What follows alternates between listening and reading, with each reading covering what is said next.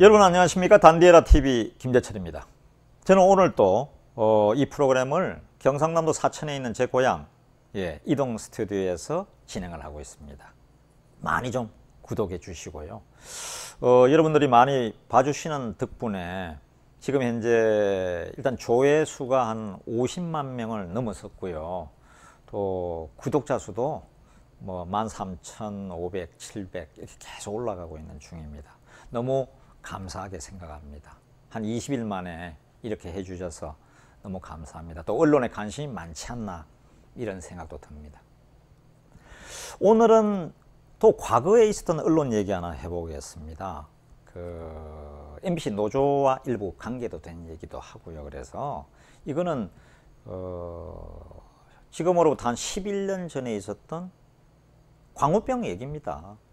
2008년 4월에 2008년 4월은 그러니까 2007년 12월에 대통령 선거가 끝나고 그 다음에 봄이었습니다. 아마 이명박 대통령이 대통령 된 지 한 4, 5개월 지나가고 있었죠. 그런데 MBC에서 미국산 쇠고기 과연 광우병에서 안전한가 이렇게 PD 수첩에서 두 편을 내보냈습니다. 근데 반응이 너무 이상했습니다. 전국에 있는 국민학교나 중학교나 저도 요즘도 고향 쪽에 왔어요. 부산을 가든 광주를 가든 순천을 가든 여수를 가든 이렇게 마산 거제에서도 이렇게 한 번씩 물어봅니다. 근데 그 당시 광우병에 대해서는 너무나 기억들을 생생하게 하고 있어요. 또 강의 가면서 고향 쪽에 와서 20대 대학생들에게도 한 번씩 물어보거든요. 근데 광우병 보도를 다 기억하고 있더라고요. 그래서 어떻게 기억하냐 그러니까 집에 오면 어머니가 절대 먹지 말라 그러고 학교에서 선생님들도 광우병 고기 그거 먹으면 절대 안 된다. 그거 먹으면 뇌가 이상해서 미친다니까. 거기 미친 소잖니 광우. 그래서 그거 먹었다가는 절대 안 나 한마디로. 아작난다. 절대 먹지 마라. 어떤 사람은 그 구멍이 송송 뚫린다고 그러잖니. 그러니까 절대 먹어서는 안 돼. 이렇게 해서 전국이 막 소요 사태라 그럴까요? 시간이 갈수록 이제 광화문에 촛불을 든 사람들이 계속 모여들기 시작했고 조금 더 지나면서는 어머니가 유모차에 아이를 그냥 태운 채 거기에 나타나기 시작했습니다. 그냥 불길처럼 마치 밀란처럼 이렇게 막 퍼지기 시작했죠. 그 광우병 쇠고기 하나 때문에. 근데 사실은 미국에서 광우병 소가 뭐 한 마리인가 두 마리인가 발견이 됐다고 그런 보도는 나왔는데 FTA 협상 중이었다 보니까 이게 그 소고기를 미국산 소고기를 FTA 조건으로 수입하느니 마느니 이런 상황이었으니까 국민들의 관심은 당연히 높아질 수밖에 없죠. 그렇다고 뭐 한우만 계속 먹을 수도 없는 일이고요. 저는 그래서 지금도 궁금합니다. 그 당시 아무도 안 먹었거든요. 그래서 기억나는 게 과천의 정부청사에서 공무원들이 있는 거기에 고기를 싸게 판다는 소식은 많이 들었던 것 같습니다. TV에서 이런 게 또 보도도 많이 됐습니다. 왜냐하면 장관이 가서 직접 먹기도 하고요.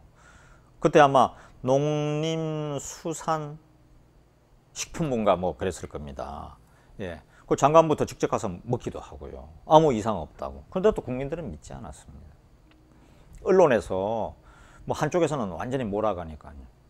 그리고 TV에서 우리 MBC도 그때 100분 토론이 그때도 아마 지금 JTBC의 대표이사였던 대표이사인 손석희 그때 이제 앵커였는데 MBC 100분 토론에서 미국산 쇠고기를 이게 과연 안전한가 안전하지 않는가 해서 우리 국내뿐만 아니라 미국에 있는 교포들한테도 전화를 해서 다 취재를 해서 생방송이었으니까 직접 취재를 하기도 했습니다. 근데 지금 생각해 보면 그때 PD도 이영배 PD였거든요. 계약직 PD. 지금 JTBC의 계약직으로 있다가 손석희 대표한테 가 있어서 지금은 아마 꽤 높은 사람이 돼 있을지 모르겠습니다.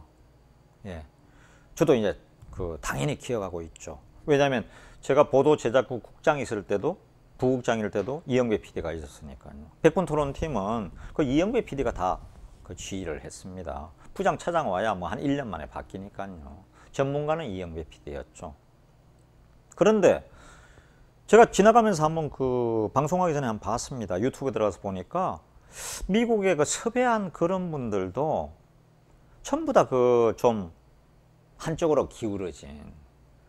저도 그 미국을 뭐 수십 번은 가봤죠. 그런데 미국 사람들이 그렇게 생각했을 리가 없는데 우리 교포 중에서 이 광우병이 미국에서도 문제가 되고 있다. 그래서 걱정이다. 국내에서 걱정해야 된다. 이런 식으로 몰아가는 듯한 그런 얘기들이 계속 나오더라고요. 예. 당연히 우리 광우병 그 PD 수첩팀은 현지에 가서도 그때 다 취재를 하고 왔죠. 예.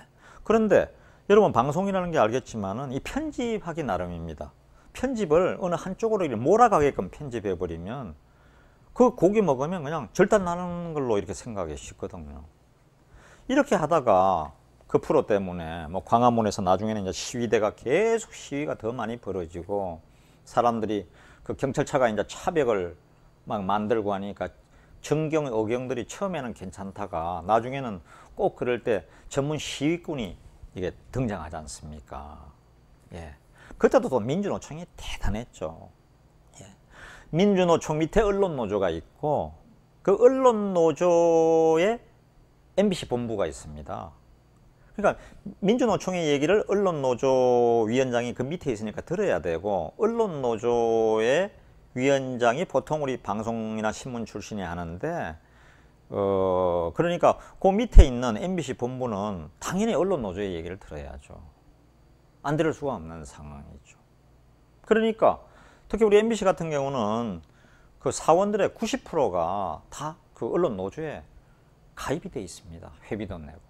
저도 MBC에 입사하자마자 노조에 예전에 입사한 이후에 노조가 생기면서 바로 들어갔죠. 왜냐하면 MBC나 KBS에서 노조에 들어가지 않으면 생존 자체가 불가능합니다. 10명 중에 9명이 다 거기 들어있는데 기자 PD 어떻게 그걸 안 들겠습니까? 저도 당연히 들었죠. 예전에 그 파업할 때는 그 전단지 들고 예, 그 가두 배포 잘한다고 가두 배포상도 받기도 하고 그랬습니다. 예. 제가 사실은 그 MBC 노조로 따지면 거기에 그 자동 탈퇴, 부장이 되면 자동 탈퇴 되거든요. 보직 부장이 되면 자동 탈퇴 제가 세 번째로 자동 탈퇴됐습니다. 사회부장을 하면서 부장이 되니까 이제 그건 하면 안 된다 그러더라고요. 그게 이제 회사와 노조 간에 이제 정리가 돼 있죠. 이만큼 그 노조가 막강했고요. 사실은 그 PD 수첩을 만드는 시사 제작국은 PD가 한 50명, 50한 두세 명 일이 됐는데 제가 이제 저는 그 광우병 보도할 당시는 은경 저희 선배가 본사 사장이셨고요. 저는 그 청주 MBC 사장으로 있었습니다. 예. 그런데 사실은 그 시사 제작국 같은 경우는 굉장히 그 PD 중에서도 드라마나 예능은 어떤 면에서 이제 재미있는 프로그램들을 만들어서 그런데 관심이 없고요. 그 좀 의식화돼 있고 시시비비를 가리는 일에 PD 수첩 이런 데는 굉장히 이념이 강한 사람들이 참가합니다. 뭐 거의 다가 그냥 시사 제작국은 거의 다가 우리 노조원이다, 노조다 이렇게 생각하면 됩니다. 그러니까 방향을 그렇게 끌고 간 게 아닌가 이런 생각을 지울 수가 없습니다. 지금 현재 우리 그 본사에 최성호 사장님 계신데 최성호 사장님을 그 바로 옆에 있는 기조실장, 예, 기획조정실장이 굉장히 중요한 자리죠. 제 있을 때는 옛날에 이진숙 기조실장, 전영배 기조실장 이런 식이었는데 지금 조능희 기조실장, 기획조정본부장이 지금 그 원래는 그 시사 제작국 출신이고 그게 이 광우병 편, 광우병 과연 안전한가 이때 이 광우병 프로그램을 만든 바로 장본인입니다. 책임 PD였으니까요. 예. 그 밑에 이제 김보설 PD, 이충근 PD 이런 분들이 있는 걸 제가 기억을 합니다. 그런데 지금은 이제 부사장님이 기조실장을, 기획조정본부장을 맡고 있습니다. 저 노조위원장 출신입니다. 이렇게 너무 공영방송이 한쪽으로 완전히 기울어졌다. 그야말로 이거는 그냥 뭐 기울어진 정도가 아니고 그냥 45도로 그냥 확 그냥 대각선으로 그냥 기울어졌다 이렇게 보입니다. 어떤 형태로든 당시에 우리 광우병 쇠고기 때문에 프로그램 때문에 난리가 났었고요. 이래서 당시에 농림수산식품부에서 명예훼손 등으로 MBC PD 수첩을 고소를 했고, 그게 이제 수사가 이루어졌는데, 어차피 이제 언론에서 이거를 시시비비를 따졌다고 이 세상을 이렇게 아주 쌩 난리가 나게 했는데도 기소는 됐지만은 그냥 큰 문제 없었고, 지난달인 것 같은데요. 지난 1월에 그때 이제 프로그램 이후에 회사에서 징계를 받았는데 뭐 정직이나 이런 거죠. 그런데 그것도 잘못됐다. 아마 검찰 과거사위원회에서 이렇게 판단을 한 것 같습니다. 어떻든 제가 오늘 이런 얘기를 다시 들춰내는 것은 우리의 언론이, 우선은 언론도 국가가 중요하지 않습니까? 국익을 위해야 되고, 그렇다고 국익을 위한다고 뭐 아무 거를 비판을 안 해서는 안 되죠. 당연히 시시비비를 가리고 우리 국민들이 가야 할 방향을, 좋은 프로그램을 만들어서 얘기도 해주고, 또 시시비비 가리는 PD수첩도 당연히 있어야겠죠. 그런데 완전히 거기 있는 회사의 사장이나 그다음에 이사나 뭐 전혀 건들지도 못하게 하고 성역화 해가지고 본인들끼리만 국장 얘기도 안 듣습니다. 파업대 이런 데 보면 그 중에 이제 선배 하나가 밖에서 나 다 이리 밖으로 나와라. 국장? 국장? 뭐 나와. 지금 3시인데 하면 다 나가는 판이었어요. 형 하면서 다 나가는 판이었으니까요. 50서너 명이 있는 MBC 시사제작국 PD 가운데 전부 다 MBC 시사제작국으로 입사했거나 한 서너 명만 라디오 PD나 다른 이제 편성이나 이런 데서 왔더라고요. 제가 사장 돼서 보니까 그렇더라고요. 이런 데가 어디 있습니까? 이렇게 완전히 순수 혈통인 데가 어디 있습니까? 서울대학 교수가, 고려대학 교수가, 연세대학 교수가, 경상대학 교수가, 부산대학 교수가 그렇게 뽑습니까? 요즘은 그렇다 일부 개방이 돼 있잖아요. 아마 지금도 그럴 겁니다. 순수 혈통주의를 고집하고 있습니다. 그러니까 갇힌 물이다 보니까 외부의 얘기를 안 들으니까 물이 썩기 마련이죠. 이제부터라도 좀 밖을 제대로 보고 그 다음에 판단도 하고 해야 좋은 기사에 좋은 프로그램 만들어야 시청률도 올라갈 거 아닙니까? 예? 제가 MBC 노조와 MBC 우리 시사 제작국에 또 MBC에 있는 지금 있는 우리 후배들 윗분들에게 간절히 부탁하고 싶습니다.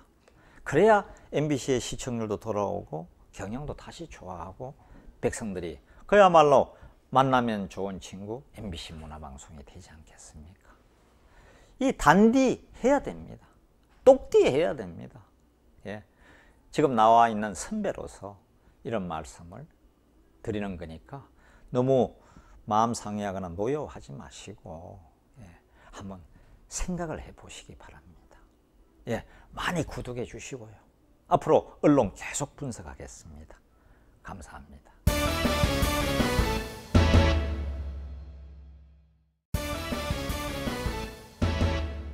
여러분 안녕하십니까? 단디에라TV의 김재철입니다. 오늘은 언론, 기자에 대해서 또 한마디 해보겠습니다. 기자가 참 제대로 하면은 이 사회와 국가의 사회 분위기에도 너무나 좋은 일을 하는 게 기자인데 잘못하면은 기자처럼 무서운 사람이 없고 그냥 사람들, 특히 사람에 대한 보도를 할 때는 칼을 찌르는 것 같습니다. 잘못하면 사람 잡는 거죠. 생사람 잡는 겁니다. 거기에 대한 얘기를 해보려고 합니다. 기자는 특종도 중요하지만 특종 못지않게 오보를 하면 안 되거든요. 특종은 너무나 사람들이 좋아하고 또 사회나 국가에 기여도 하고 좋은데, 이 오보는 특히 기업에 대해서 오보하면 완전히 기업 망하게 하는 거고요. 사람에 대해서 잘못하면 칼로 등 뒤를 찌르는 거하고 똑같습니다. 옛날에 우리 그 유명한 탤런트 최진실 씨 왜 죽었습니까? 언론에서 이자놀이 한다고, 돈놀이 한다고 공격했지 않습니까? 그게 아니었는데, 예? 그 유명한 탤런트가 자살하는 거 보십시오. 이 사람 잡는 게 어떤 데는 기자입니다. 참 무서운 게 방송이고 신문입니다. 오늘은 이상호 기자에 대해서, 탐사보도 전문 기자 이상호 기자가 이상호 기자 너무 조심해야 된다. 예. 이 특종도 하지만은 오보가 너무 많거든. 예. 시간을 거슬러 올라가서 세월호 사건 얘기부터 해보겠습니다. 2014년 4월 16일이죠. 이제 또 얼마 되면 또 한두 달 되면 또 4월이 옵니다. 그때 기억나실 겁니다. 4월 16일 날 선체가 빠져서 국민들이 그 고통을 겪고 있고, 유가족은 막 거기에 현장에서 자면서 하루하루 너무 애를 태우고 있었죠. 이미 아이들은 배는 빠져서 어쩔 수가 없지만 아이들의 시신이라도 건져야겠다. 또 다 학생들이었잖아요. 단원고 학생들이 대부분이었잖아요. 그래서 그거를 어떻게 하든 그 선체 뻘 속에 들어가기 위해서, 그게 잠수사들도 들어가고 별 방법을 다 동원해 봤는데 안 되니까 나중에 이제 우리 이상호 기자가 그 취재를 또 열심히 거기 하고 있었는데, 그 얘기를 해서 다이빙 벨이 효과가 있을 것이다 해서, 다이빙 벨이라는 게 이제 그 선체 접근하는 엘리베이터 같은 거죠. 쑥 물에 이제 들어가게 기구를 만드는 거죠. 많이 기대하고 믿었습니다. 어떤 면에서 보도가 막 되기 시작하니까 해양수산부나 전문기관에서 하겠다는 것보다도 이상호 기자나 그 업체를 더 믿은 거죠. 그 다이빙벨이 시도를 했습니다. 효과가 있었습니까? 전혀 효과가 없었죠. 예. 그 유족들의 실망이 얼마나 컸습니까? 그래가지고, 그런데 그 다이빙벨 그 스토리를 또 다큐멘터리로, 영화로 만들어서, 다큐멘터리를 만들어서 또 영화 상영까지 했습니다. 부산국제영화제에서 그걸 또 틀게까지 했습니다. 이게 뭡니까? 예. 참 기가 찹니다. 그 앞으로 거슬러 올라가면 그 중요한 사건, 김광석 씨 가객, 예? 대한민국에 우리가 전부 다 좋아했던 김광석 가수, 그 딸이 서연양이었죠. 부인은 신혜순 씨였고요. 기억나실 겁니다. 이건 얼마 되지 않아서 2017년 9월 추석을 막 넘긴 무렵, 그 전후를 해가지고 아마 JTBC부터 해서 종편을 위주로 해서 공중파까지 신문까지 아주 그냥 김광석 씨 기와 그 딸 서연양에 대한 기사가 막 싸그리 다 덮을 때입니다. 그래서 사건의 본질은 이거였습니다. 서연양이 2007년 12월 23일 날 갑자기 돌연사 했는데, 거기에 지적발달 장애 학생이었거든요. 용인에 살았죠. 나이는 16, 17살 됐고. 근데 이상호 기자가 그 김광석 씨와 특히 그 서연양이 죽은 그 사망 사건을 중심으로 해서 이 서예순 씨 엄마죠, 어머니, 이 얘기를 다루면서 마치 서예순 씨가 최소한 그 유기치사로 나중에 판정이 났는데, 유기치사 시켰거나 아니면은 더 험한 일에 개입하지 않았나. 거슬러 올라가서 1996년, 벌써 23년 전 일인데요.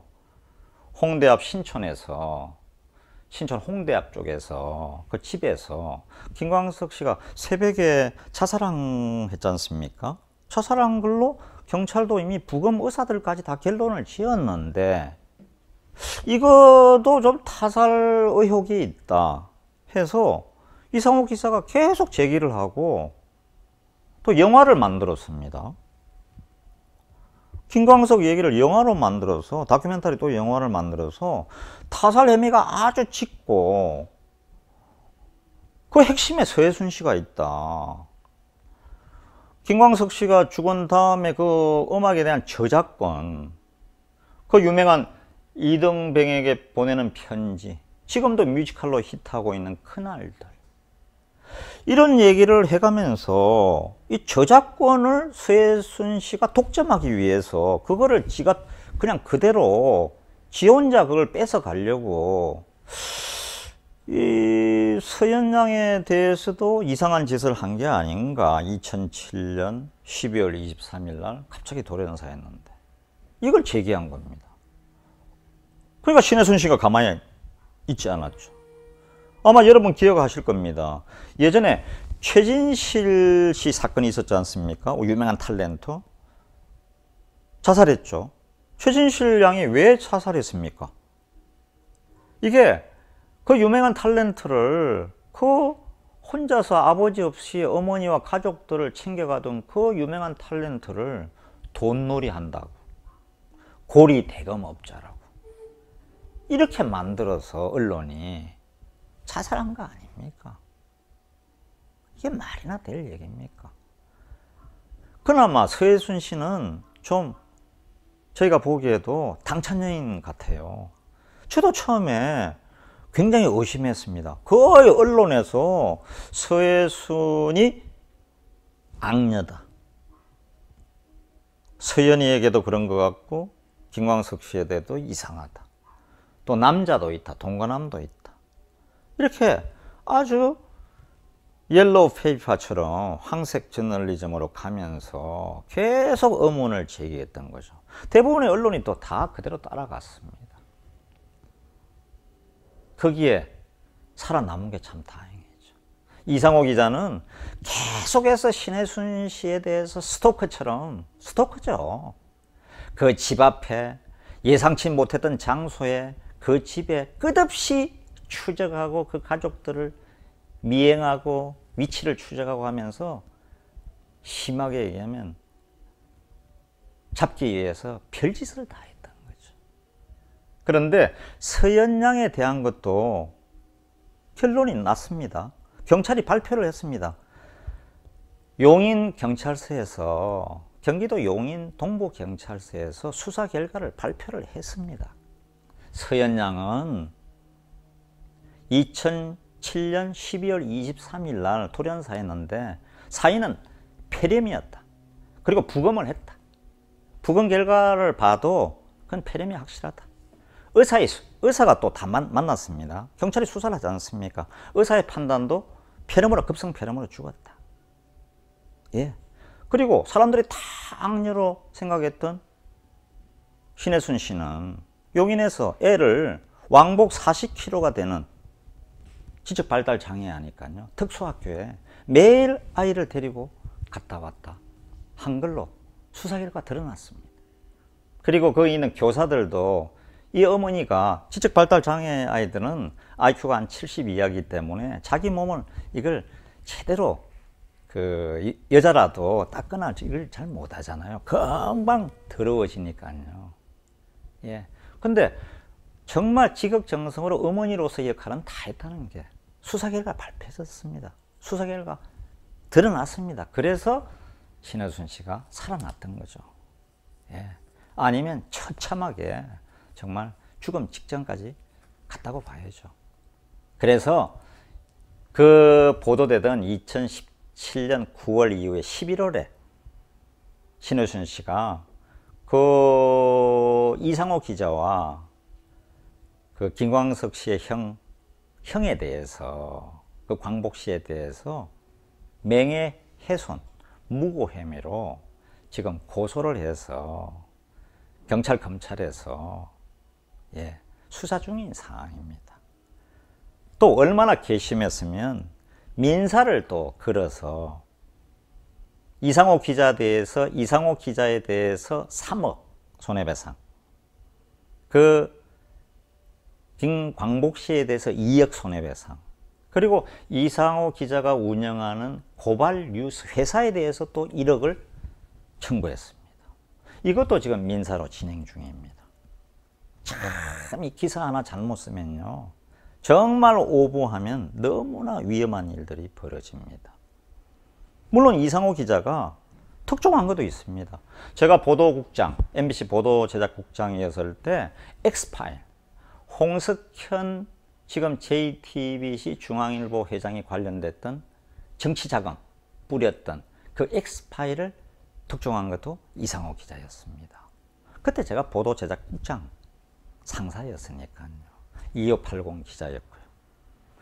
하나만 더 말씀을 드리면, 이상호 기자는 우리 MBC에 있는 그 자기들 동기나 선후배들이 사실은 거의 다 피합니다. 제가 사장으로 있던 당시에도 제가 굉장히 조심했습니다. 전화가 한 2차례 저한테 왔습니다. 왜냐? 본인의 인사청탁을 하기 위한 것으로 생각이 됩니다. 그 이후에 제가 위험한 기자가 돼서 만나질 않았습니다. 그러니까 제가 또 하나 사용하는 오피스텔에까지 그냥 스토커처럼 또 알아내서 추적을 해서 그냥 아침에 출근을 하려는데 들이대고 계속 유도 질문하는 거죠. 그 유도 질문하는 다음에는 어떻게 합니까? 그걸 풀로 전부 다 보도해 주는 게 아니지 않습니까? 자기가 필요한 부분만 편집을 해서 사람을 정말 나쁜 사람으로 만드는 거죠. 이 스토커 기자가 온 사람을 그렇게 만든 장본인입니다. 옛날에 여러분 2580 엔카를 하던 그 모스크바 특파원도 한 우리 중국 베이징 특파원을 한 신강균 기자, 잘 나가던 기자였습니다. 신강균 기자 기억나실 겁니다. 엔카도 하고. 그 신강균 기자와 예전에 그 보도국장 하던 강성주 보도국장, 그 태영에 있는 사람 만났다고. 이미 그 태영의 그 물사건 관련 건은 이미 보도가 다 끝난 이유였습니다. 제가 그 당시에 보도제작국장이었으니까 제가 알고 있죠. 그래가지고 그 우리 강성주 제 1년 선배입니다. 보도제작국장이 저에게 전화를 해서 그 태영에 있는 한 분이, 윗분이 안동중학교 선배, 또 신강균 기자의 또 경동고등학교 또 선배, 또 저보고 그러더라고요. 그래서 좀 또 취재가 끝났으니까 이상호 기자 이렇게 해서 강성주 국장이 저한테 전화를 해서 부탁을 했죠. 좀 일찍 퇴근하게 해달라고. 제가 이제 가라고 그랬죠. 저도 그 자리에 갔으면 큰일 날 뻔했습니다. 그게 유명한 그 구찌백 사건입니다. 나중에 알고 보니까 구찌백이 아니고 또 유명한 뭐 샤넬백이었다고 하는데요. 어떻든 간에 이상호 기자가 그걸 다 받았으면 다 전화해서 선배드리고 하니까 같이 돌려주자 그랬으면 됐을 텐데, 두 사람에게는 얘기도 안 하고 자기 것만 돌려준 거죠. 깨끗한 척하고. 돌려줘도 같이 돌려줘야죠. 선배들에게 의견을 물어서. 뭔지도 모르고 뜯지도 않고 있었다는 거 아닙니까? 그것 때문에 강성주 보도국장이 해고됐습니다. 나중에 복직됐죠. 제가 정인으로 갔었습니다. 신강균 기자는 그 이후에 방송을 한 10년간 못했습니다. 회사 내에서도 스토커 기자였습니다. 이제는 제가 이런 말을 좀 해야겠습니다. 선배로서. 나이도 있고. 언론에 대한 정확한 이해를 해 주십사 하고 이런 얘기를 하는 겁니다. 이상호 기자도 앞으로도 좀 더 조심해서 탐사 기자, 보도 기자를 하더라도, 고발 뉴스를 하더라도 좀 제대로 단디하고 좀 똑바로 똑띠하는 기자가 되십시오.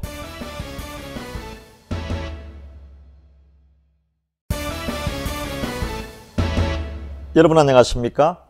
단디에라TV 김재철입니다. 많이 봐주시고 조회도 많이 해주셔서 너무나 감사합니다. 예. 오늘은 지금 베트남 하노이에서 일어나고 있는 일에 대해서 말씀드리겠습니다. 이 북미 간에 트럼프와 김정은 간에 오늘 저녁 만찬이 잡혀 있고요. 8시 반에 내일은 이제 정상회담이 열리죠. 모든 국민들이 한결같이 우리 한국 국민뿐만 아니라 미국이나 또 옆에 있는 중국이나 아니면 그와 관련된 유럽 국가들도 이 회담이 잘 되기를 바라고 있습니다. 유엔에서는 더 그렇게 생각하겠죠. 예. 그런데 짚어봐야 할 것이 많습니다.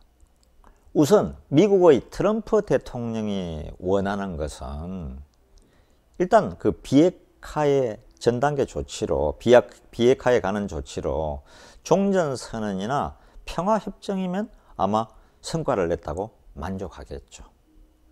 그런데 북한이 원하는 것은 돈입니다. 돈. 예.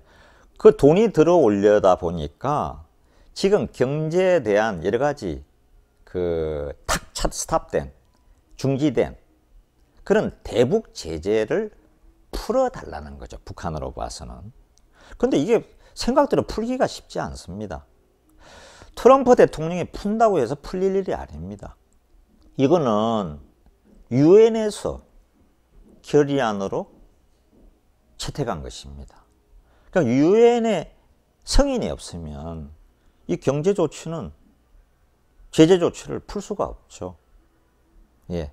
일말의 가능성은 있겠죠. 트럼프가 뭐 세계를 움직이는 대통령이니까요. 하지만 간단한 일은 아닙니다. 그런데 트럼프 대통령은 지금 마음이 급하죠. 왜냐? 내년에 바로 선거가 있지 않습니까? 내년 선거에서 이겨야 된다는 재선을 하고 싶거든요. 근데 지금 트럼프의 지지율 여러분도 뭐 TV를 통해서나 각종 언론을 통해서나 아시겠지만은 지금 상태라면 지금 상태대로 간다면 트럼프가 재선을 하기는 어려운 일입니다. 될 확률보다는 안 될 확률이 더 많습니다. 그러니까 뭔가 성과를 얻기 쉽겠죠. 예. 저건 트럼프도 바쁘고 근데 김정은은 약간 느긋합니다. 뭐 돈을 급히 지금 마련해야 된다는 그런 건 있는데 돈이 마련 안 되면 중국에서 또 일단 급한 불은 좀 꺼줄 거라는 기대를 가지고 있고 옆에 또 러시아 푸틴도 있지 않습니까? 이 강국들의 이해관계가 다 다릅니다. 예. 우선 또 우리 국민으로서 마음 상하는 일 중에 하나는 왜 대한민국의 운명을 결정하는 일에 그 하노이 회담에 전번에도 1차 북미 정상회담도 그랬지만은 트럼프와 김정은이만 만나느냐 이겁니다. 우리 문재인 대통령이 당연히 들어가야죠. 아니 한반도의 운명을 결정하는 일에 당사국인 우리는 왜 뺍니까? 우리 정부에서는 왜 그걸 항의를 하지 않습니까? 이거 안 되는 일이죠. 예. 우리가 먼 그 과거로 흘러가서 고구려 신라 백제가 있던 삼국시대를 생각해 보십시오. 예. 그때도 신라가 당나라의 힘을 빌려서 통일하는 과정에서 지금도 그 논란이 되지 않습니까? 당시의 환경은 어쩔 수 없다는 게 학자들의 대부분 견해입니다. 그때는 국가에 대한 어떤 개념보다는 저건 뭐 누구든 협조할 수 있는 처지였으니까요. 당시는 우리 백제는 일본하고 아주 깊은 관계가 그냥 형제의 나라처럼 지내고 있었죠. 자, 그럼 어떻게 됐든 고구려 백제 신라의 운명을 결정하는데 그 당사자들의 의견이 있지 않습니까? 결국은 나중에 신라가 통일을 해서 통일 신라가 되었지만은 협상을 하든 뭘 하든 그 한반도 사상 최초로 통일된 국가가 삼국을 통일한 게 신라였죠. 그 다음에 이제 통일 신라가 돼서 부강한 나라가 됐는데요. 그 이후에는 뭐 고려가 있었고 조선이 있었고 그 다음에 또 불행한 식민 시기가 우리가 한 36년간 있었고, 어쨌든 다시 통일이 돼서 해방이 돼서 이렇게 세계의 강국 중에 우리도 하나가 이제 OECD 국가까지 됐는데, 이 우리의 운명을 결정하는 일에 우리 문재인 대통령이 빠졌다. 이거 사실은 굉장히 섭섭하고 자존심 상하는 일입니다. 우리의 운명을 결정짓는 일인데. 뭐 또 회담이 또 있을 테니까 앞으로는 우리 대통령이 꼭 참석했으면 좋겠다. 이런 생각을 하게 됩니다. 그런데 이번 이 북미 정상회담이 좋은 결과를 가져와서 종전선언이나 뭐 비핵화 선단계가 간다고 하더라도, 선단계 조치가 있다고 하더라도 우리한테 금방 그게 뭐 돈이 떨어지고 황금알을 낳는 뭐가 나오는 거 아닙니다. 과거에 동독과 서독이 통일되는 과정 많이 봤지 않습니까? 이 두 나라 백성이, 동독 서독 백성들도 너무나 힘들었던 거죠. 왜냐하면 서독이 동독을 다시 경제적으로 이걸 맞춰 가려니까 얼마나 힘들었겠습니까? 예. 이 동독과 서독은 좀 우리보다는 참는 그게 좀 강한데도 이게 얼마나 힘들었습니까? 우리는 또 6.25로 동족 간에 전쟁이 있었던 나라 아닙니까? 그러면 훨씬 더 힘들 겁니다. 예. 그리고 북한에 대한 얘기를 액면 그대로 믿을 수가 없습니다. 왜냐? 해방 이후에도 보면은, 자, 76년에는 판문점에서 도끼 만행 사건이 있었죠. 그 이후에는 우리가 그 아웅산에서 83년도 대통령과 국무위원들이 미얀마, 그 당시에 버마, 거기 가서 갔는데, 정상회담을 하러 갔는데 폭발 사고가 일어나서 우리 장관과 수석 이런 분들이 다 많이 죽었지 않습니까? 예. 저희 MBC에 그 당시에 청와대를 출입하던 우리가 문진영 선배도 거기 가셨는데, 거기서 그걸 취재하던 과정에서 이게 몸에 이상이 생겨가지고요, 지금도 환청과 이런 걸로 고생하고 있습니다. 예, 폭파 현장에 있었거든. 다음에는 아웅산 다음에 4년 뒤에 끔찍한 칼기 폭파범 사건, 김현희 사건이 있었습니다. 수백 명의 인명이 그냥 하늘에서 한 줌에 재가 돼버린 거죠.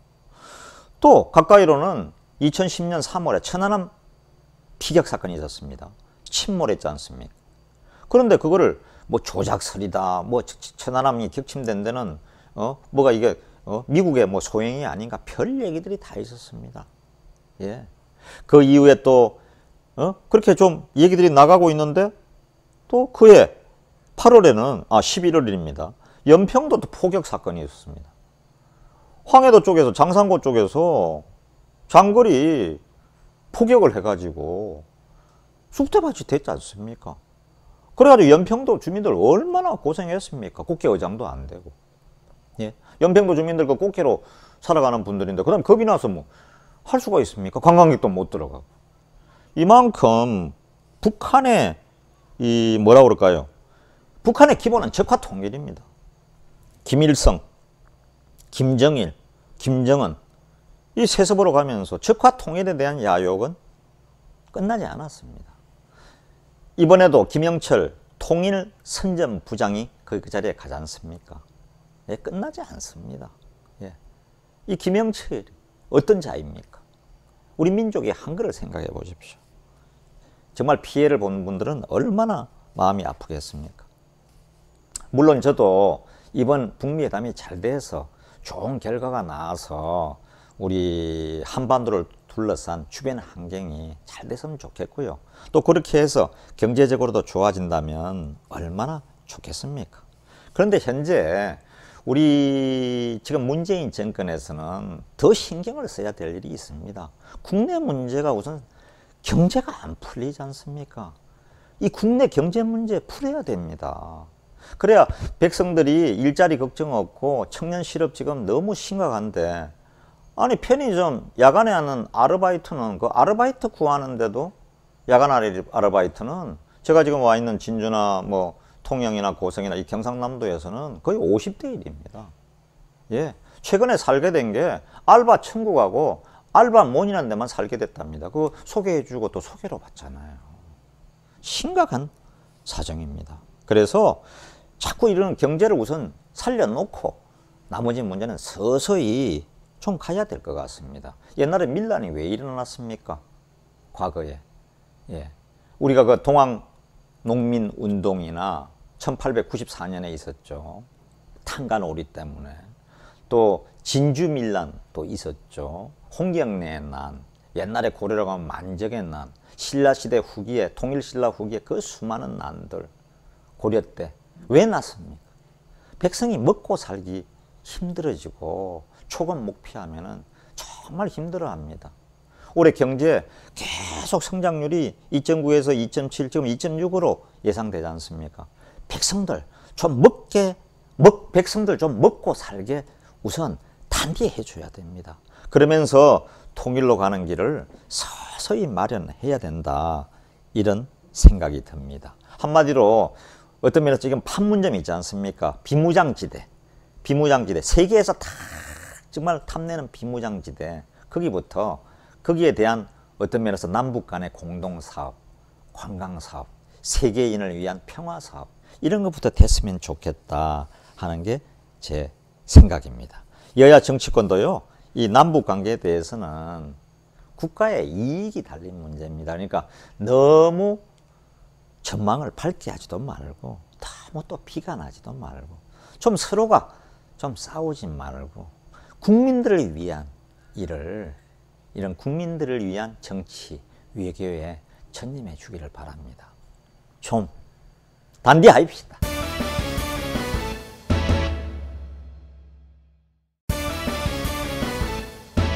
여러분 안녕하십니까? 단디에라의 김재철입니다.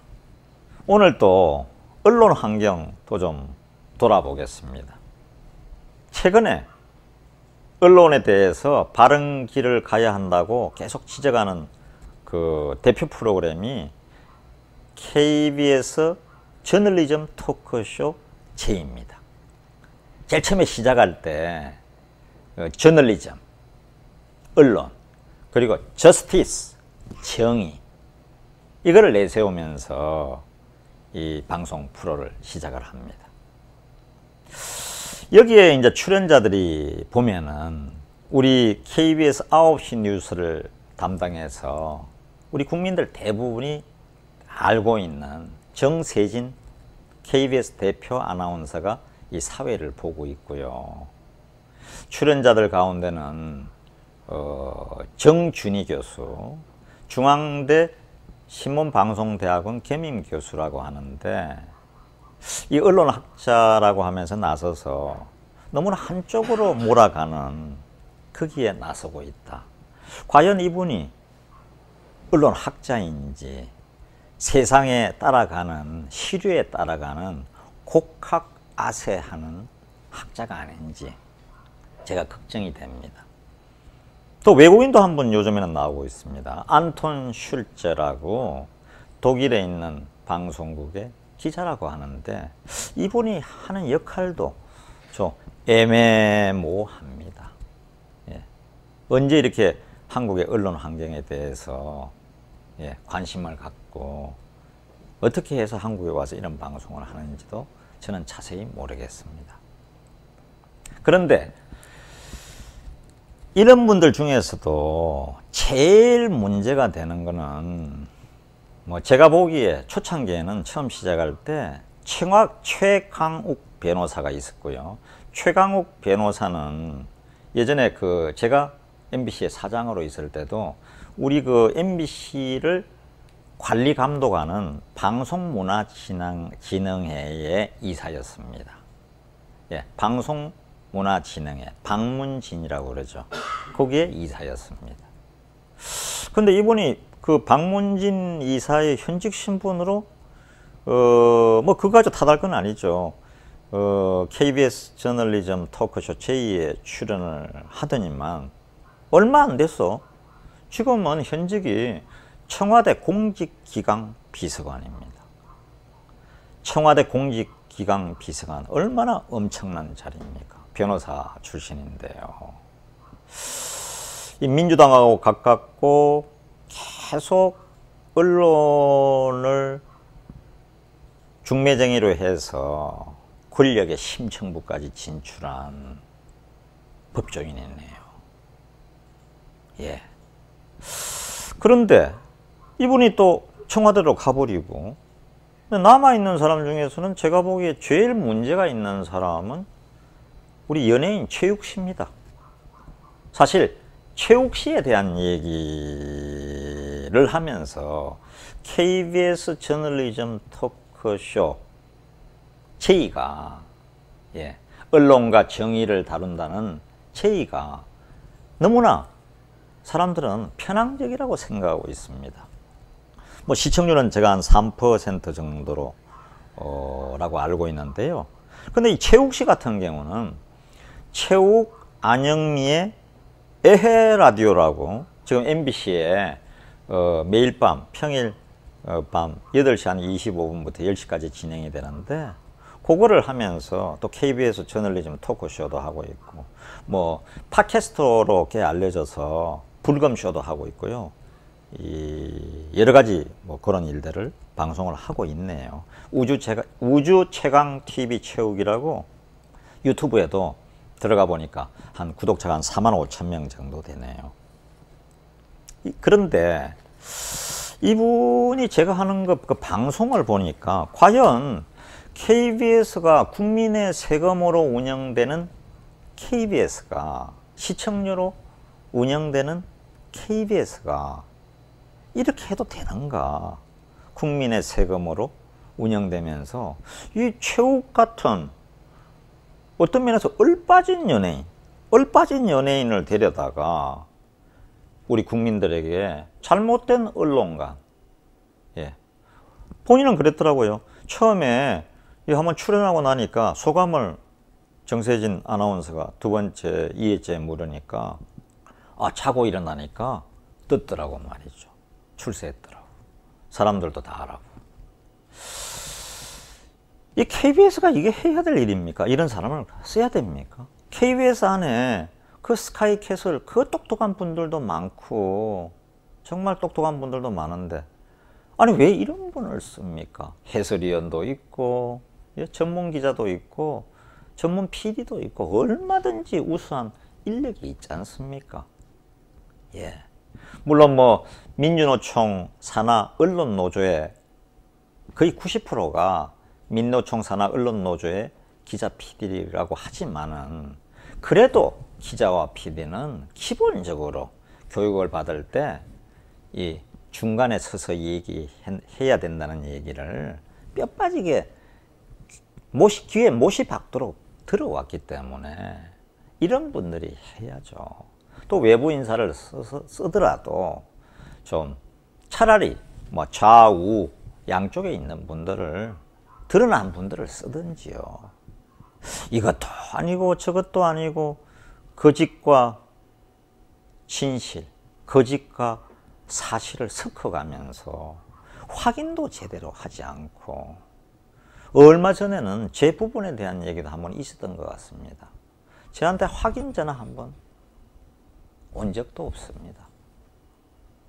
이제 백성이 되고 일반 국민이 되고 시민이 되고 그냥 시청자가 되면은 죽었다 생각하고 확인도 하지 않는 겁니까?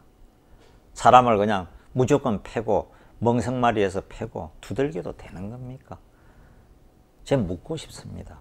저도 시민의 한 사람이고 세금을 내는 국민의 한 사람입니다. 지금도 국가에, 예, 저도 뮤지컬 회사를 하면서 꼬박꼬박 세금을 다 내고 있습니다. 이러면 안 되는 거죠.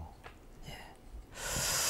이 중립적인 인사라고 포장을 하면서 계속 사람들을 바꿔가면서, 물론 뭐 좀 그가신 분들은 전번에는 보니까 유튜버 배성희 변호사를 불러냈더라고요. 그러면서 유튜브가 너무나 선동을 하고 있고 너무 오른쪽으로 빠져 있고, 그런데 왜 특히 또 최욱 씨가 또 나섰더라고요. 그럼 이 규제하는 법은 없습니까? 이런 유튜버까지 그냥 놔둬야 됩니까? 이게 민주주의입니까? 뭐 이런 식으로 얘기를 하는데, 그야말로 기가 차더라고요. 최욱 씨 정말 뭘 알고서 이런 얘기를 합니까? 예? 이거 방송에 한 두세 번 출연하니까 그냥 나도 언론인이라고 이렇게 얘기하면 안 되죠. 당신은 연예인입니다. 예. 연예인은 연예인 본분에 충실해야죠. 이 저널리즘 토크쇼 이런 데는 나오는 게 아닙니다. 남은 긴 인생을 어떻게 살아가려고 이런 프로에 나와서 우선 돈 벌고 얘기되고 인기 올라간다고 이렇게 하면 안 되는 거죠. 우리 국민들 제대로 이거 가려내야 됩니다. 이런 분들 때문에 이 민심도 오히려 더 어지러워집니다. 예. 제대로 된 사람이 나와서 얘기를 해야 믿을 거 아닙니까? 무슨 최욱의 언론인입니까? 예. 그저 사람들을 대상으로 이렇게 세상을 좀 그냥 이 방송에 드라마도 있고 예능이 있듯이 국민들의 문화에 재미있게 이리 다가가는 거는 이해를 하겠는데 거기서 뭐 어떤 얘기를 하면 어떻겠습니까? 근데 KBS 저널리즘 토크쇼에 나와서 이런 얘기를 하는 건 아니죠. 사람들이 그렇게 자꾸 하면 얼빠진 사람으로 봅니다. 그 인기 평생 가는 거 아닙니다. 권력도 정치도 건불 10년이라고 오래 가지 않듯이 이렇게 하면 연예인으로서도 오래 살아남기 어렵습니다. 언젠가는 또 매도당하고 공격당하고 연예인까지 못하게 되는 이런 일들도 속속 그냥 계속해서 우리가 봐왔지 않습니까? 예, 연예인으로 돌아가시는 게 좋을 것 같습니다. 뭐 제가 딴 뜻으로 얘기한 게 아니고요. KBS의 저널리즘 토크쇼, KBS가 더 문제죠. 우리 양성동 사장님 이런 분들은 내보내지 마세요. KBS에 있는 그 훌륭한 후배들, 언론 가진 후배들 얼마나 많습니까? 그런 분들 내보내고 좀 더 제대로 된 검증을 통해서 사람들을 학자도 그렇고 예, 언론인도 그렇고 좀 내보내 주십시오. 차라리 예전에 저희가 지금도 있지만 MBC 100분 토론처럼 좌우 양쪽에 다른 생각을 가진 사람들이 나와서 차라리 언론에 대해서 이야기하도록 하십시오. 지금이라도 좀 이런 식으로 방송의 프로그램을 바꿔보는 건 어떻겠습니까? 예.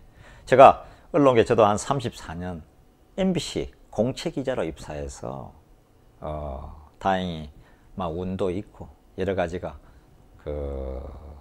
뭐 후배들이 그만한 실력도 있고 재주도 있다고 여겨줘서 MBC에 계속 34년간이나 일했던 그냥 언론계 선배 그냥 조언이다 생각하고 너무 마음속에 부담은 갖지 마시고 또 개념치 말아주시면 고맙겠습니다. 그리고 저희 단디에라 TV가 예상보다 해외에서 많이 보고 있습니다. 미국에서도 제가 전화를 한번 지인한테 받았고요. 캐나다, 호주, 제가 또 이제 동경특파원 출신이 돼서 일본에서도 많이 보고 있더라고요. 그래서 우리 해외에 있는 동포들을 위해서 우리 단디에라 TV가 앞으로 또 해외에 있는 동포들만을 위한 특별한 어떤 소재나 내용을 가지고도 해야겠다 이런 생각이 듭니다. 제가 그렇게 하겠습니다. 제가 그래도 MBC 덕에 34년간 있는 동안 국제적인 동경특파원 또 영국에서 언론 연수도 석사학위를 받았고요. 한 1년 이상 있었습니다. 그래서 또 문화방송 덕에 해외 출장만도 한 100번은 갔던 사람입니다. 그래서 이 돌아가는 세상, 세계에 대해서 누구보다도 잘 알고 있습니다. 그리고 해외에 계신 분들은 우리의 한류를 전파하는 그야말로 한류 한 분 한 분이 대사시잖아요. 종영사시기도 하고 영사시기도 하고 그래서 우리 해외 동포들을 위해서도 앞으로 많은 말씀을 올리도록 하겠습니다. 너무나 고맙고 감사합니다. 많이 구독해 주십시오.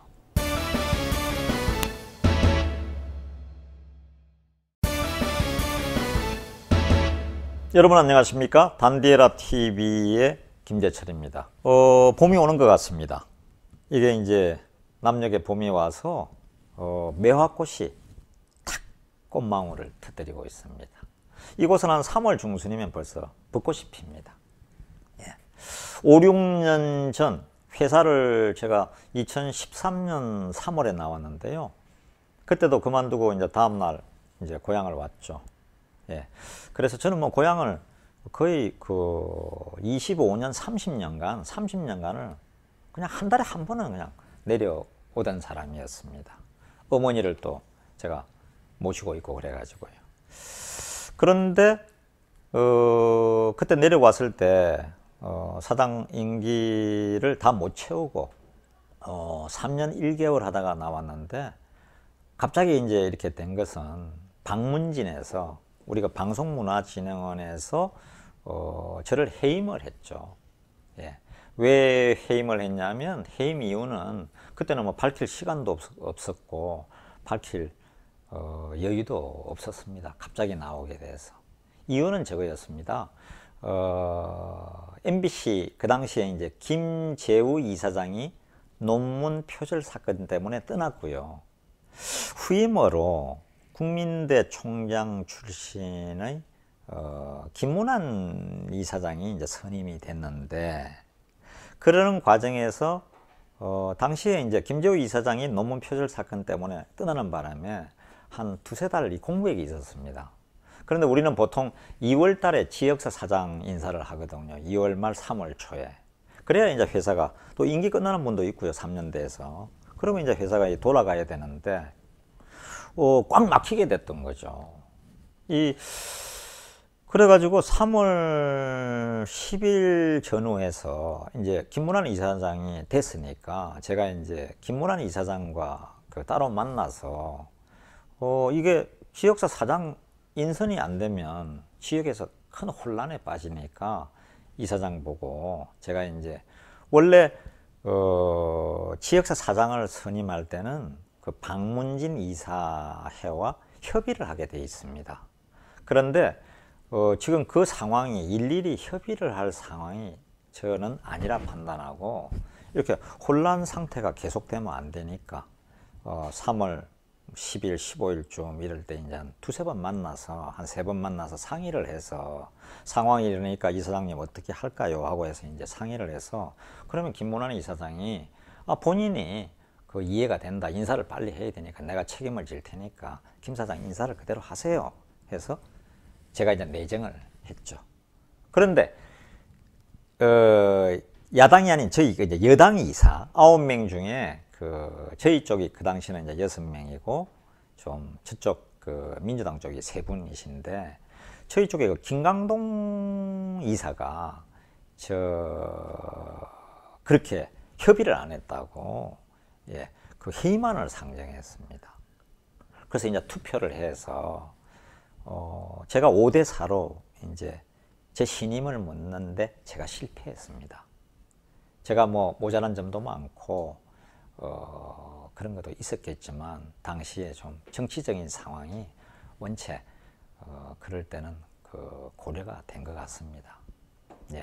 이 김광동 이사께서 아마 그 당시에 제가 좀 제대로 대우를 못한 데 대한 또 뭐 청탁에 대한 그런 반응이 없는 것에 대해서 아마 섭섭해서 그렇게 생각하지 않았나 생각합니다. 지금 생각해 보면 어떻게 보면 나올 때도 됐고요. 그래서 좌우장 갑자기 나오게 됐습니다. 그런데 뭐 그건 그렇고요. 거슬러 올라가면 사실은 나오게 된 결정적인 계기는 그 전부터 계속 있었습니다. 노조의 반발 때문에요. 옛날 얘기를 더 거슬러 올라가서 해보자면 울산 청주 MB 사장을 거쳐서 2010년에 제가 이제 본사 사장에 갑자기 그것도 선임이 됐는데 앞에 은경 사장님이 3년 임기를 못 채우고 2년 만에 물러나게 됐습니다. 그때도 방문진 이사들과 노조와의 갈등 때문이죠. 저희 회사는 항상 그랬습니다. 예전에 계셨던 뭐 이름을 기억할 만한 그 사장님들에 대해서 얘기를 하면 예전에 9시 뉴스 앵커도 하셨던 강성구 사장님 기억하실 겁니다. 노조하고 큰 마찰이 있어서 결국은 사장이 그냥 그 마찰이 있으니까 생기자마자 뭐 한 달 이내에 그냥 그만둔 거죠. 또 그 노성대 사장님, 노무현 정권 때는 우리 그 광주 MBC 사장을 하던 저희 선배이신, 저보다 10년, 기로 보면 11년 선배신데, 노성대 사장님이 광주 MBC 사장으로 있다가 본사 사장으로 오셨는데 3년 임기를 또 못 채웠습니다. 2년밖에 못 했습니다.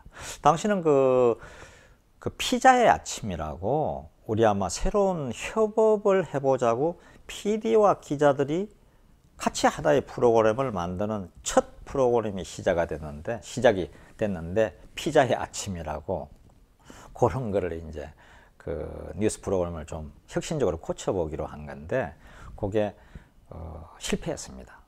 그래서 노조를 중심으로 거기에 대한 비난이 거세지고 또 책임을 물었죠. 사장이 2년 만에 하고 그만뒀습니다. 또 그 김중배 사장님이 또 그 후임으로 동아일보 한겨레 신문을 거쳐서 오셨는데, 어떻게 보면 정말 낙하산이죠. 저도 이 처음부터 회사 그 사장 못 들어가고 49일 파업, 170일 파업이 있었는데, 그때도 낙하산 사장이라고 그래가지고 30년을 다녔는데도 낙하산이라서 못 들어갔던 거죠. 그런 어려움이 있었는데, 김중배 사장님도 결국은 2년을 채 못 채우고 노조 관계나 또 방문진이나 여러 가지가 힘드니까 본인이 그냥 그만두셨어요. 좀 깨끗한 언론인이셨잖아요. 예, 그래서 본인이 그냥 그 회사를 그만두신 겁니다. 제가 그 당시에 김중배 사장님의 특보로 있었습니다. 그때 처음으로 문화방송에서 특보라는 자리가 생겼거든요. 그래서 선명히 기억합니다. 그런데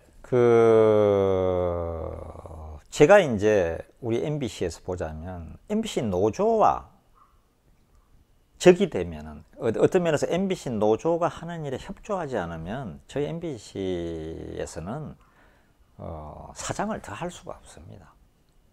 지역사 사장 같은 경우는 그 마찰 생기면 그냥 바로 본인이 책임지고 물러나야 되고요. 왜냐하면 서울에서는 아무것도 모르고 왜 그거 하나 못하냐, 춘천 가서 그거 하나 못해, 대구에서, 울산에서, 여수에서, 광주에서, 당신 그거밖에 안 되는 사람이었어? 그럼 그만둬.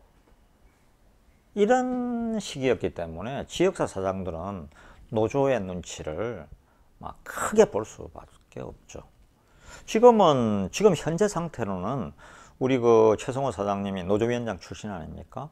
지역사 사장 많은 분들이 노조위원장 출신이거나 노조의 간부를 지내신 분들인데, 본사에서 물론 또 많이 갔죠. 근데 노조하고의 관계가 나쁘면 바로 막 그만둬야 된다, 이런 생각을 이미 하고 있습니다. 그래서 굉장히 노조에 협조적이죠. 예, 같이 운영하고 있다 보면 되겠습니다. 본사도 얘기하면 마찬가지고요. 예, 그래서 이 MBC 경영진은 노조하고의 관계가 벌어지면 그만둘 수밖에 없습니다. 그러면 저는 왜 그러면 제가 뭐 노조하고의 관계가 나쁘기를 바랬겠습니까? 저도 예전에는 민노총 산하의 언론노조의 우리 MBC 본부의 노조원이었고요. MBC나 KBS는 공영방송이라고 하지만은 민주노총, 예, 민주노총의 산하기관인 언론노조의 MBC 본부, KBS 본부 일이 돼서 노조의 영향권이 확실합니다. 여러분들이 이명박, 박근혜 정권, 보수 정권인데 생각하시겠지만, 그때도 저나 KBS의 김인규 사장이나 이 부장, 국장급들은 간부기 때문에 좀 반은 좀 친노조고요. 반은 뭐 경영진 쪽에 심하게 하면 붙어 있다 하더라도, 나머지 사원들은 노조와 등을 돌리면 이거는 뭐 MBC, KBS는 생존 자체가 불가능합니다. 근데 좋은 거는 노사 간에 서로 힘을 합쳐서 하면 얼마나 좋겠습니까? 그런데 사장한테 임원진에게 계속 노조에서 요구를 하니까 회사에서 계속 경영도 생각하는 우리 입장에서는 다 들어줄 수는 없지 않습니까? 2010년에 49일 파업을 제가 겪었고요. 2011년에는 그 다음에는 저희 MBC가 창사 이래 처음으로 회사 전체로 볼 때 1조 8천억이라는 엄청난 매출을 달성했습니다. 그래서 2011년에는 사원들에게 연말에 보너스도 두둑하게 드려서 1년으로 보면 한 1350% 정도 보너스를 가져갔던 것 같습니다. 시청률도 당연히 공중파 3사가 오는데 우뚝 선 1등이었고요. 저는 참 회사가 우리 경영진과 함께 잘 나갈 거라 생각했습니다. 드라마도 해를 품은 달부터 또 뭐 나가수, 진짜 사나이 그렇게 계속 좋았지 않습니까? 또 공영성이 강한 코이카의 꿈 이런 것도 제작도 했고요.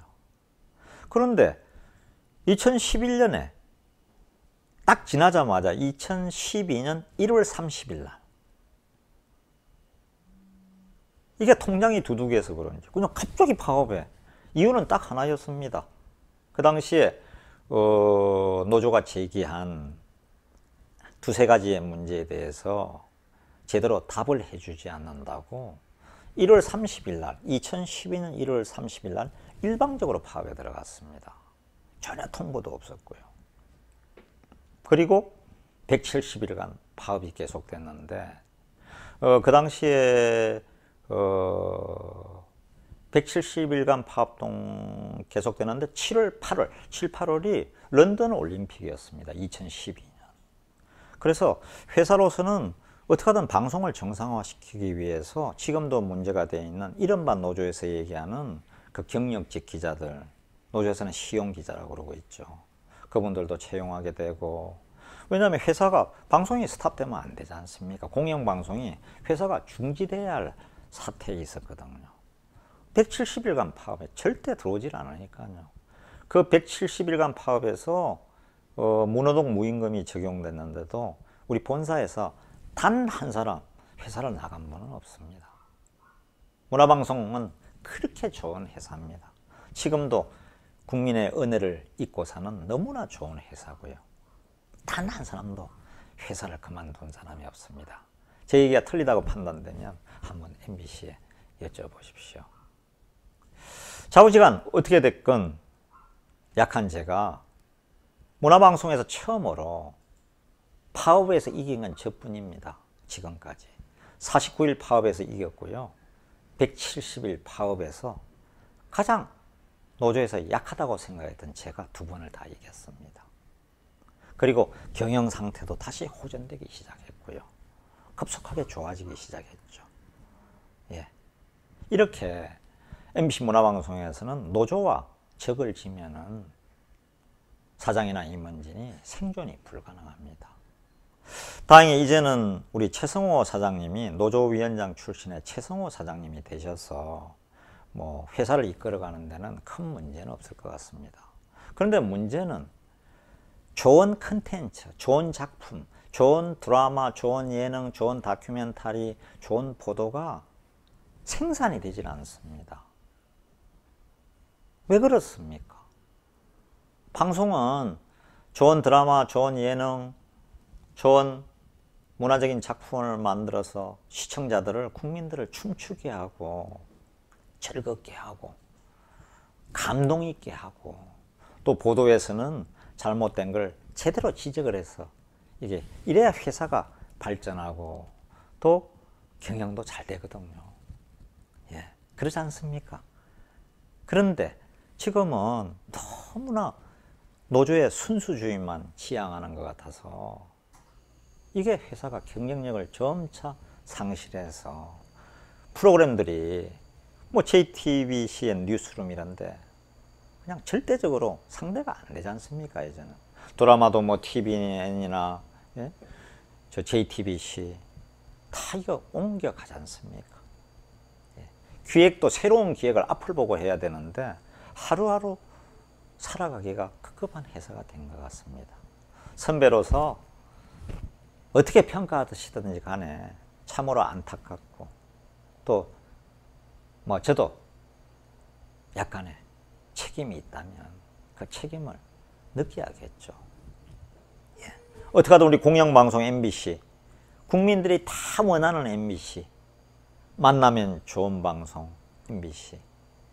저는 우리 회사를 나온 그 순간부터 지금까지도 문화방송을 원망하지 않습니다.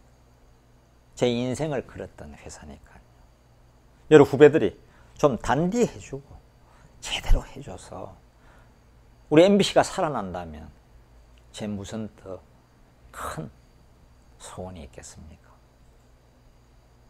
우리 후배들에게 또 노조원들에게 한때는 노조원이었던 이 선배가 간곡히 부탁 올립니다. 자, 이제 MBC 문화방송 단디 해봅시다.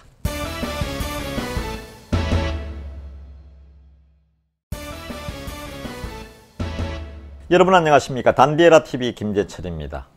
오늘은 밀란은 왜 일어나는가 이런 주제로 역사 얘기를 한번 해보도록 하겠습니다. 예전에는 백성들이 또 고통당하던 그 시대를 한번 생각하면서 이 정권 그리고 정치권에서 정말 우리 국회에서 제대로 정신 차려서 백성들만 보살펴 달라 그리고 이끌어 달라 이런 마음으로 얘기를 한번 해보겠습니다. 밀란이란 것은 과거 시대 조선이나 고려 시대 아니면 고구려 신라 백제 시대든 그 어느 시대를 막론하고 밀란이란 것은 백성들이 먹고 살기 힘들고 정말 힘들어서 착취 계급에 계속 뺏기고 정말 먹고 살기 힘들어서 세금에 짓눌리고 그래서 일어나는 것이 밀란이고 항쟁입니다. 대표적인 밀란으로는 우리가 지금은 동학농민운동이라 그러죠. 1894년에 일어났죠. 전라북도 고북운수 조병갑이 물세다. 그 다음에 뭐 통행세다. 별세를 다 내게 하는 거죠. 세금으로.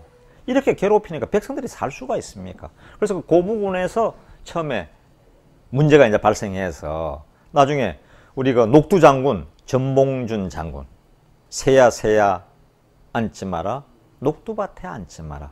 전봉준 장군이 그 앞장서서 동학농민운동이 전국으로 확대했던 거죠.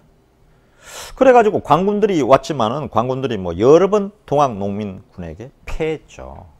그러다가 동학농민군들이 스스로 이게 일본군이나 아니면 그 당시에 청나라 군들이 여기에 관여를 하기 시작하니까 스스로 조정하고 화해를 해서 해산을 했던 거죠. 대표적인 그 농민 항쟁이었습니다. 그 앞으로 가면은 순조 시대 1811년에 일어났던 평안북도, 함경도 지방을 중심으로 한 홍경래난을 들 수가 있습니다. 당시 그 평안북도나 그 함경도 쪽에서는 지방 차별이 심했거든요. 한양에서 평안도 함경도 사람들을 아주 업신여겼죠. 그런 거에다가 또 흉년이 들고 먹고 살기 힘들고 또 탄간오리들 착취도 심하고 지금도 지역의 그 시장 군수 대부분 잘 하시지만은 그 중에 몇 분은 자기 사익만 챙기고 자기 가족만 챙기고 이렇게 해서 그 신하군이 전혀 발전하지 않는 어떤 지역은 그런 시장이 돈을 사실상 표로 산 듯한 이렇게 계속 당선된 순간부터 이 백성들을 선거에 그냥 표로만 보고 선심 행정만 하거든요. 이렇게 하니까 발전이 있겠습니까? 그나마 뭐 착취라도 아니면 다행이죠. 예전에 우리가 그 다산 정약용 선생의 목민심서 있지 않습니까?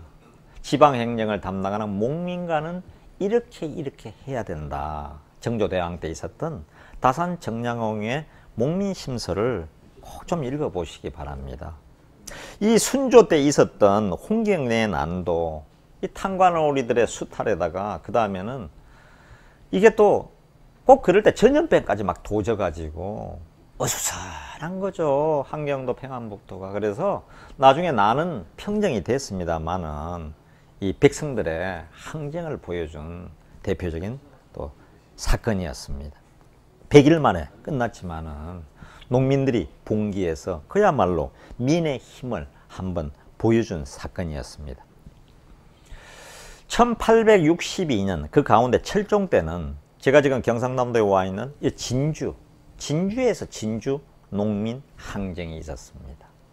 왜냐하면 이때도 이 진주에 있는 농민들이 왜냐하면 지주들이 그러니까 농사를 지었을 때 너무 많이 뺏어가는 거죠.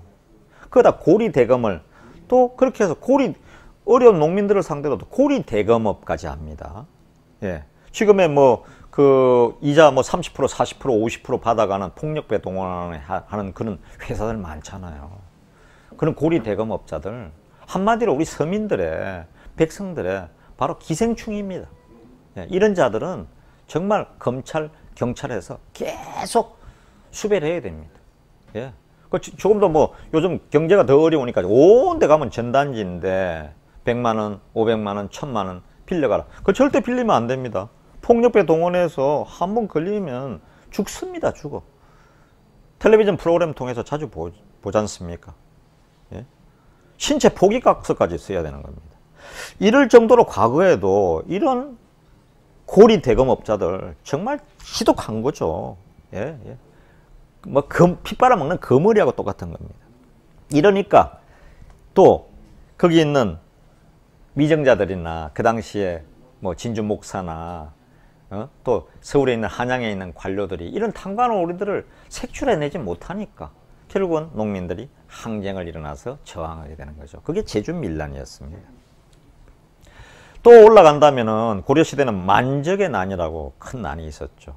그 당시는 강화도로 몽고에 대항하느라고 강화도로 다 천도를 했는데 그때는 무신정권 시대가 돼서 무신정권의 최고 권력척 최충원이 사실상 왕은 아무것도 아니었죠. 예. 무인정권 시대였으니까.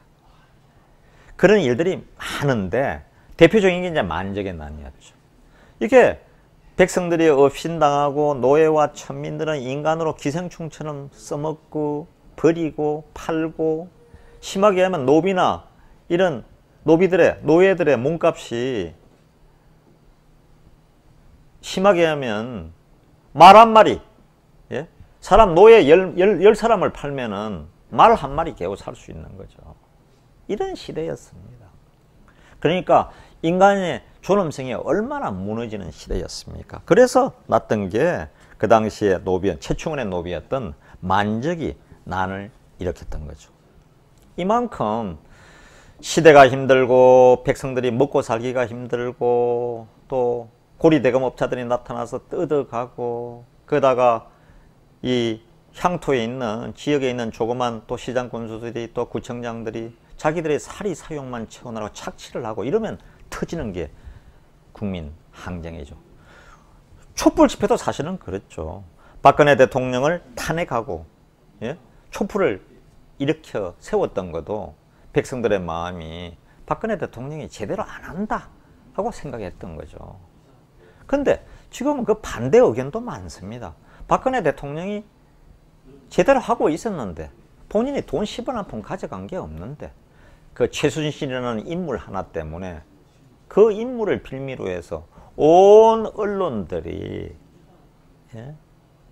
노조 권력을 중심으로 다 모여서 심하게 하면 권력을 뺏기 위해서 항쟁하지 않았나 이런 얘기도 많습니다. 역사가 평가해 줄 일이죠. 오늘 좀 밀란의 얘기를 좀 한 것은 농민 항쟁의 얘기를 한 것은 동학 농민 항쟁의 얘기를 한 것은 지금의 우리 정치권에 청와대나 이런 권력기관에 있는 사람들이 백성들의 민만 보고 좀 더 철저하게 백성들을 위해서 시대 사명을 갖고 봉사해달라, 이런 뜻으로 얘기를 한 겁니다. 왜냐? 현재가 그렇지 않기 때문입니다. 우리 단디 한번 정치권에서 해보입시다. 지도자들, 회사에 있는 지도자거든 정치권에 있는 지도자든 모두가 단디해서 백성들의 마음을 이 어려운 시기에 편안하게 해서, 그야말로 옛날에 손학규 대표가 얘기하던 저녁이 있는 삶에 여유 있는 아침을 내일의 새벽에 기다려지는 그런 나라로 만들어 주이소. 단디합시다.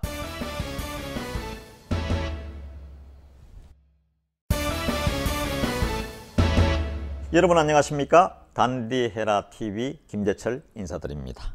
많이 조회해 주시고 구독도 많이 해 주셔서 항상 감사하게 생각합니다. 오늘은 이 지금의 우리 나라 사정이나 경제 사정이나 또 주변에 이런 미국이나 러시아나 일본이나 중국이나 이 열강들 틈에서 우리가 참 힘들지 않습니까? 또 북한과 이런 또 협상도 벌여야 되고요. 이런 중요한 시기인데 우리가 좀 마음을 어탁하고 정말 지도자로서 따라갈 분이 있으면 정말 좋겠다는 생각을 제가 여기 와서 하게 됩니다. 우리가 존경하던 마음을 하나로 모았던 존경하던 김수환 추기경님이나 이런 법정스님이나 이런 지도자들이 많이 떠나서 훨씬 더 마음이 아픕니다. 예전에 우리 독립운동 같으면 지금 예전에 상해 임시정부의 김구 선생, 이런 정말 거인이 있으니까, 도사나 안창호 같은 분이 있으니까, 이승만 같은 분이 있으니까 우리가 해방 이후에도 참 지도자들이 있어서 다른 지도자들이 있었죠. 그 유명한, 우리가 정말 잊지 못하는 박정희 대통령이나 김대중 대통령이나 참 위대한 지도자들이 있기 때문에 우리가 미래를 내다볼 수도 있었던 거죠. 희망이 있었던 거죠. 그런데 지금은 사람들이 그렇지 않습니까? 희망 고문 너무 하지 말라고. 희망이 없으니까 이런 얘기가 나오죠. 이럴 때 난세에 또 영웅이 반드시 올 겁니다. 난세에 영웅 난다는 얘기가 있지 않습니까?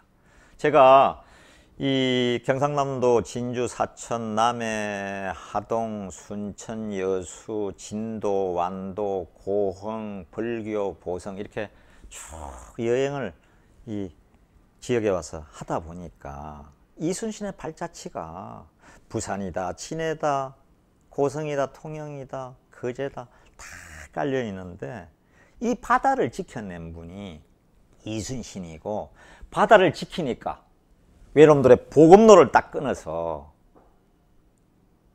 임진왜란을 이긴 영웅이, 나라를 구한 영웅이 됐지 않습니까?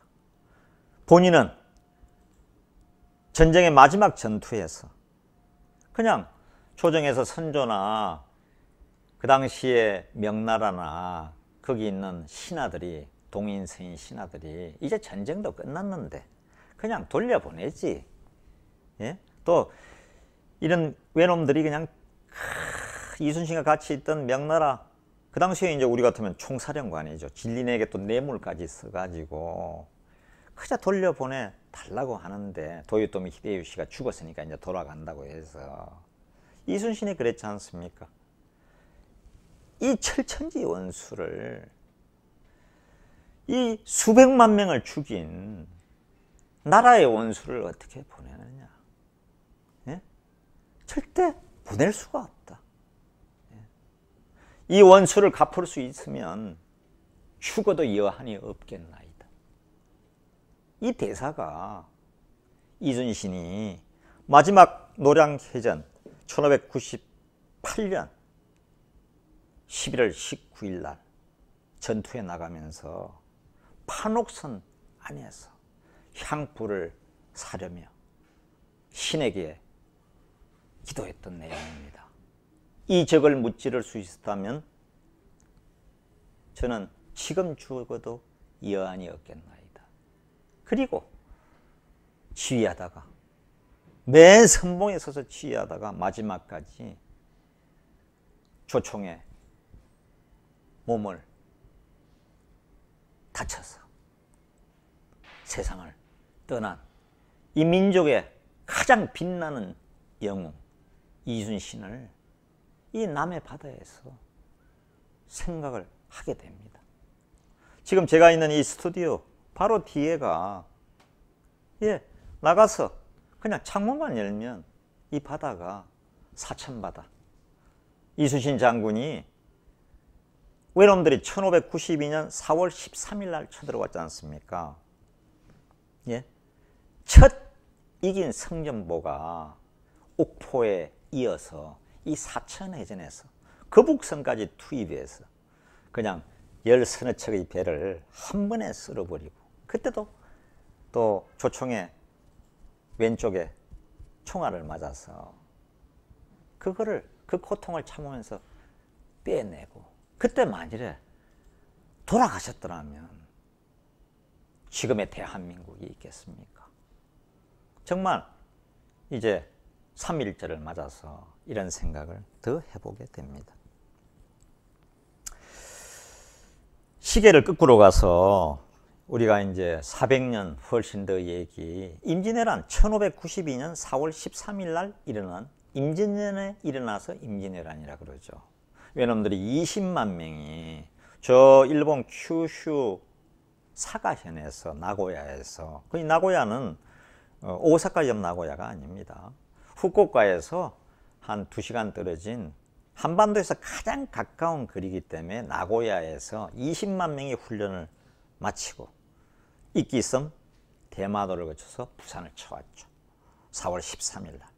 그래가지고 부산진성 동래성을 함락하고 쭉 올라오다가 충주 탕금대에서 신립 장군이, 그 당시에 대한민국 최고의 육군 장군이었죠. 신립이 막았는데, 배수진까지 치면서 막았는데 한 번도 제대로 싸우지 못하고 저는 전사했습니다.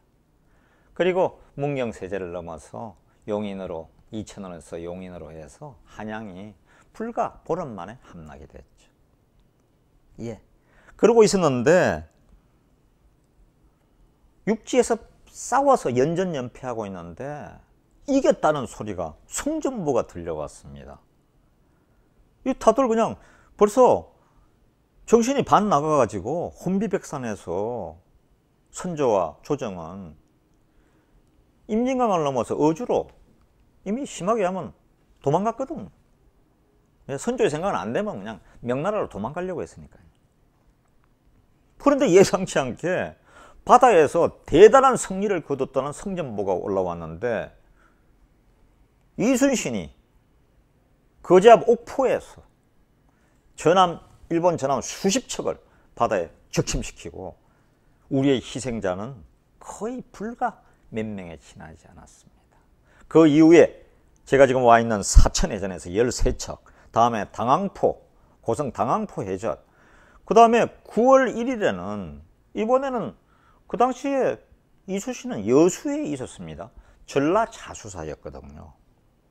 그런데 또 이번에는 조금 시간이 있다가 치자고 하는데 장군들을 설득을 해서 외놈들의 본거지인 부산을 그대로 내리치게 됩니다.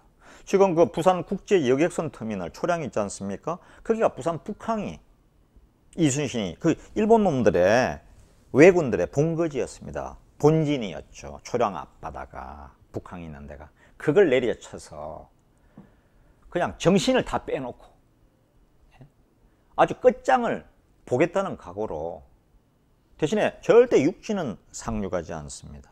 일본 놈들은 칼에 대해서는 귀신이거든요. 사무라이 출신들에 대해서 우리가 이길 수가 없죠. 그러다 조총까지 가지고 있지 않습니까? 정말 전략 전술의 대가였죠.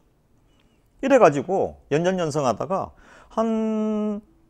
그 다음에는 한 소강 상태가 한 3년 오게 됩니다. 평화협정한다고. 우리는 싸우고 싶은데 우리 마음대로 됩니까? 약소국의 서름이죠. 다시 그 1597년 협상이 잘 안 돼가지고 1597년 1월에 왜군 또 한 15만 명이 또 쳐들어오게 됩니다. 그런데 이때는 이 쳐들어왔는데 그때 삼도 수군 통제영이 한산도에 있었습니다. 통영 한산도에 있었는데 그 조그만 섬에 이순신은 3년간 거기가 우리 해군 참모총장이 거기 있었습니다. 아마 다른 사람 같으면 통영이든 고성이든 거제든 육지에서 큰 데서 있었겠죠. 지금도 저도 한 서너 번 가봤습니다만 그 한산도 그 조그만 섬에 삼도 수군 통제영을 거기다 마련했습니다. 왜냐? 거기가 전략적으로 가장 한눈에 바다를 다 볼 수 있는 거점이었죠. 정말 위대한 전략가였습니다. 그런데 외놈들이 올 때 그때 거짓 정보에 속으면 안 된다고 나가지 않았다고 선조와 조정에서 왕명을 거역했다는 죄로 금부도사에 잡혀서 어금부에 가서 지독한 고문을 당했습니다. 아마 한 번 더 당했으면 돌아가셨을 겁니다.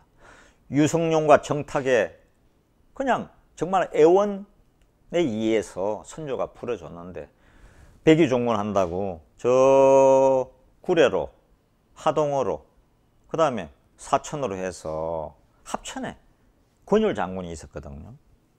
육군의 본영이 거기 있었죠. 육군 참모총장. 뭐 원수니까 총참모총장이죠. 신고를 하고 있는데 조금 머무르고 있는데 그 사이에 칠천량에서 우리 수군 10,000명과 배 200척 이상이 칠천량에서 한꺼번에 외놈들에게 다 몰살당했습니다. 몰살당 전부 다. 원균도 죽고요. 거북선도 전부 다 격침당했습니다. 그래가지고 이제 배도 없어요. 한 척도 없어요. 근데 선조가 이순신에게 이제 다시 선조가 사과했죠. 짐의 죄다. 장군을 알아보지 못한. 정말 미안하다. 다시 한 번 더 싸우다고. 그런데 이제 해군은 다 몰살당했으니까 육군으로 좀 싸워라. 네가 와서 육지로 올라와서. 그래서 이 유명한 이순신이 장계를 썼지 않습니까? 전하, 아직 저에게는 12척의 배가 남아있나이다. 제가 이 배로 하늘에 맹세코 적을 무찌르겠습니다. 해서 선조가 허락했습니다. 그래가지고 저 전라도에 가서 전라도 보성, 벌교, 진도, 완도 이순신의 처가가 원래 보성이거든요. 봉, 해남 다니면서 백성들이 이순신이 왔다 그러니까 이 난세에 진짜 영웅이 돌아왔구나. 우리를 살려줄 그 겸손하고 그 정중하고 정말 백성들을 위해서 청어 한 마리라도 나눠 먹는, 예? 가다가 백성들이 울면 말에서 내려서 같이 붙들고 울던 좋은 세월이 올 거라고. 그 이순신의 마음을 생각해 보십시오. 정말. 그래서 그 유명한 명랑 영화가 1700만을 동원할 수 있었지 않습니까? 난세 반드시 영웅이 납니다. 백성이 따르는 영웅이 반드시 난세 나게 돼 있습니다. 어렵더라도 여러분 희망을 잃지 않고 가야 됩니다. 난세에 영웅 난다는 건 정말입니다. 예전에 우리가 그 고구려 처음 세울 때도 주몽이 있었고 그 만주 대륙, 지금의 우리나라의 10배나 20배나 되는 땅, 만주 땅을 광개토 대왕의 영웅이 나와서 다 우리 땅이었지 않습니까? 왜? 난세에 영웅 납니다. 난세에 영웅 난다는 걸 반드시 믿으셔도 됩니다. 이제 지금 여러 가지 경제가 어렵고 힘들고 하지만은 이순신이 명랑에서 12척으로 133척 133척 뒤에는 또 200척의 원군이 있었습니다. 그걸 싸워 이겼지 않습니까? 12척으로 목숨을 걸고. 그죠? 그거 전에는 어머니도 돌아가셨습니다. 그 존경하던 어머니도, 예? 여수의 초가에 사셨는데 이순신이 삼도 수군 통제영에 있다가 어머니를 이질에 걸려서 찾아가면은 나라의 치욕을 먼저 씻어야 할 내가 왜 여기를 왔느냐. 이 난세에는 충이 곧 효다. 돌아가라. 하고 갑옷을 입혀주던 분이 이순신의 어머니였습니다. 예. 학원만 한 개, 두 개 영어학원, 주산학원, 웅변학원 보내서 뭐합니까? 영웅을 따르는 역사책을 아이들에게 읽어주세요. 그게 성공하는 비결입니다. 저도 못난 인간이었는데 이런 이순신을 따라서, 그 다음에 나폴레옹을 따라서, 박정희를 배워서 그나마 MBC에 영광스러운 자리에 있었던 때도 있었습니다. 지금은 또 일개 백성이 돼서 이순신의 마음을 되새기면서 강의도 하고 이렇게 또 살고 있습니다. 여러 힘들겠지만은 이 난세, 우리 백성이나 정치인들이나 대학 교수나 다 제대로 해서 이럴 땐 정신 지도자가 있어야 됩니다. 그 수많은 천주교회, 그 다음에 교회와 절이 있는데 국민들의 마음은 왜 이렇게 허전한지 모르겠습니다. 저도 허전하고요. 그렇지만 우리의 지도자는 반드시 올 것입니다. 저는 그날을 믿습니다. 단디하고 기다리면 여러분의 영웅은 어느 날 갑자기 올 겁니다. 자, 단디하십시다.